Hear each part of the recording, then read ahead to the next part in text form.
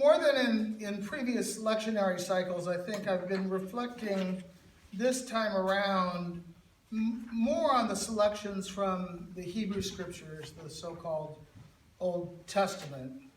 Um, in this third year of our cycle of readings, those selections have come mostly from the prophets.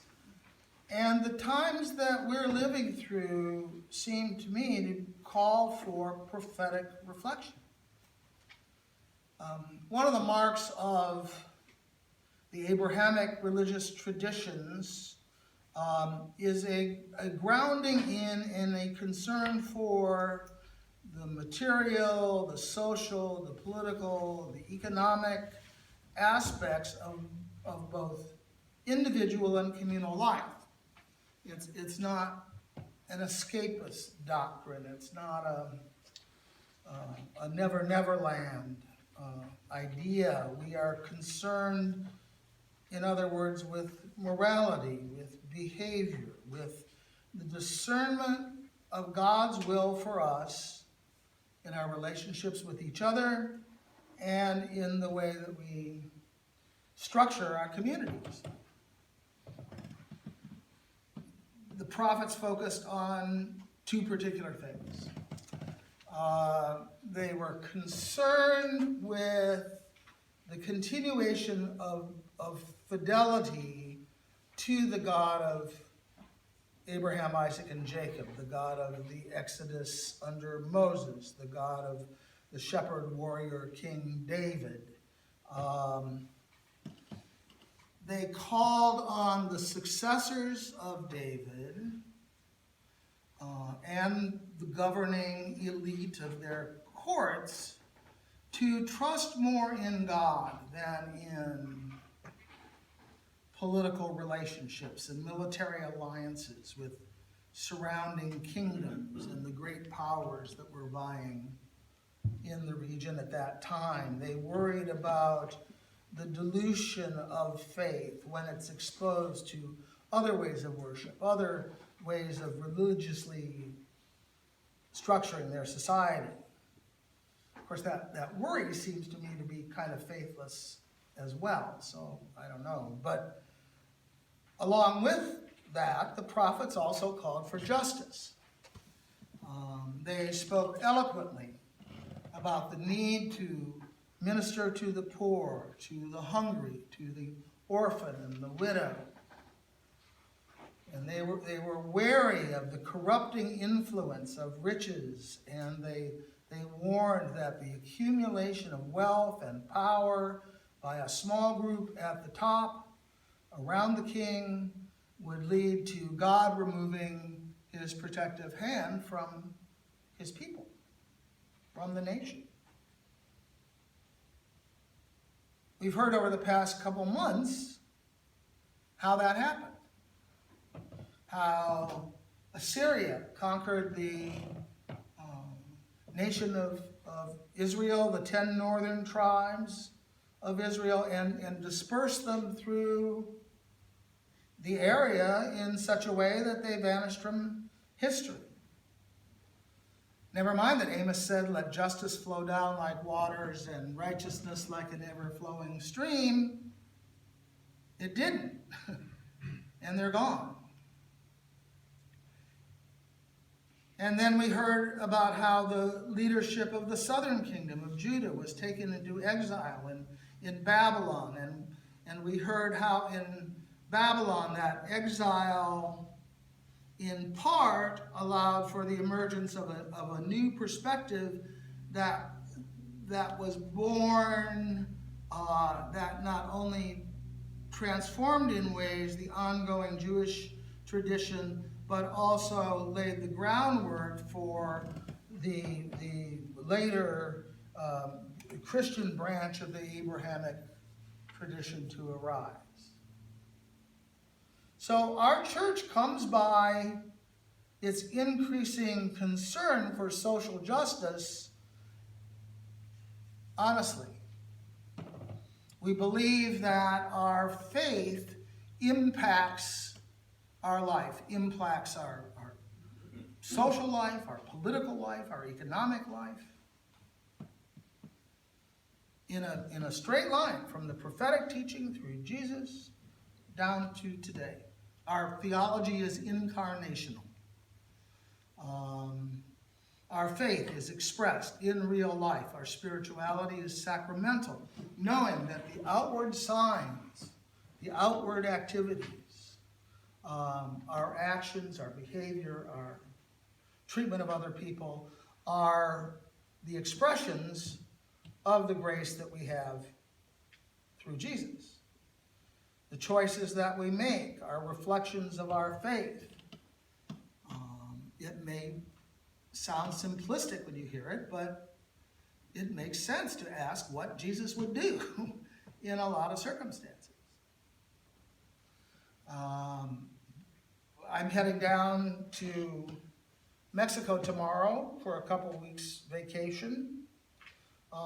And I'm feeling like I really need it because this past couple of years has seen an increase, I think, in our country, internationally too, in a level of stress that has then affected it's an ambient stress that then raises the level of all other stresses.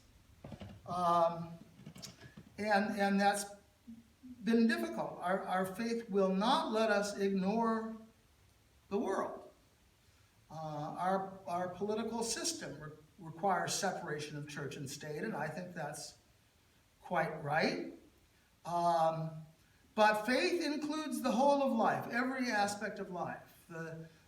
There are no compartments in the soul like ventricles in the heart or lobes in the lung. It's all part of one thing, one life.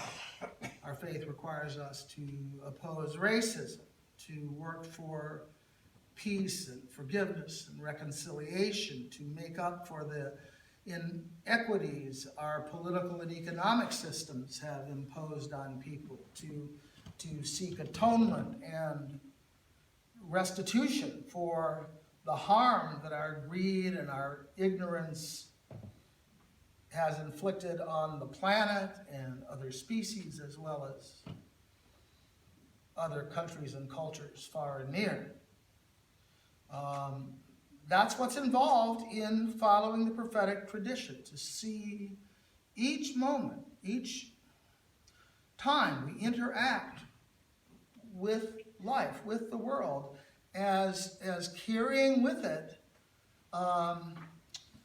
an impulse to act in God's stead, or to be the action of God.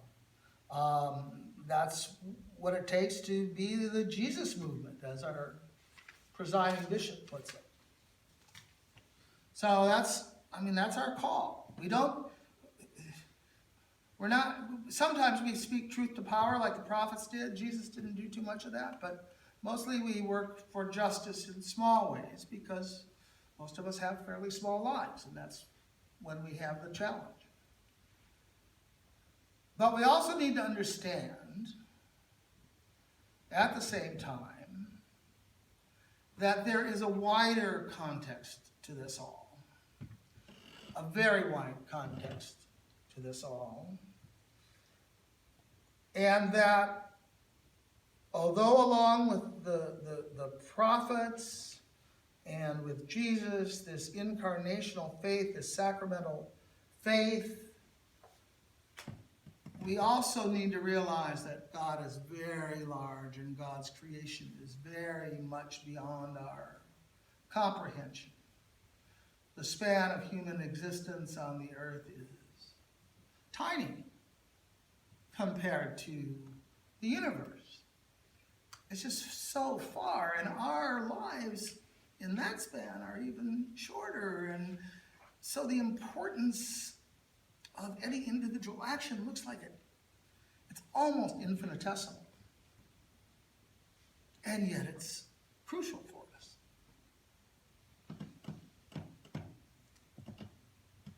How do we balance that? We're called in a way to two things. We need to realize the importance of our call, But we also need to have humility to realize not only do we mess up a lot, but we can only do what we can do, and it may or may not have any effect, but we're called to do it anyway. So that anxiety is lessened, I think, when you take to heart, the vast context of where we're working. These two things are true, even though they seem to be contradictory. We're called as the body of Christ to mediate the presence of God in specific ways. And that's crucial, that's holy, that's foundational. And we need to discern our values and exercise those values and teach those values. Even though our society is just one of many that the church has been a part of that are very different and have different demands and different values. And who's to say what's coming next? We can only do what we can do. God is watching the choices we make. God is in our actions and reactions. But God doesn't require us to not be human, to not be of the earth, to not pretend to know everything. Even as we take up the particular crosses that life has given us to bear, we do so as Christians with an awareness that in a way the game's already been played. The victory's already been won. The gospel, the good news, in a way, is one big spoiler alert. I've read the Bible. I've read it to the end. I know how it turns out. We know how it ends. Not regardless of what we do, but because of what we do. We're a part of that process of ongoing creation. It's what God does in us. It's what God is doing in the world. We live in two places at once. We live fully in the present moment, and we also live in eternity, in the kingdom. We still might need to take a vacation, though. Yes. Thanks be to God.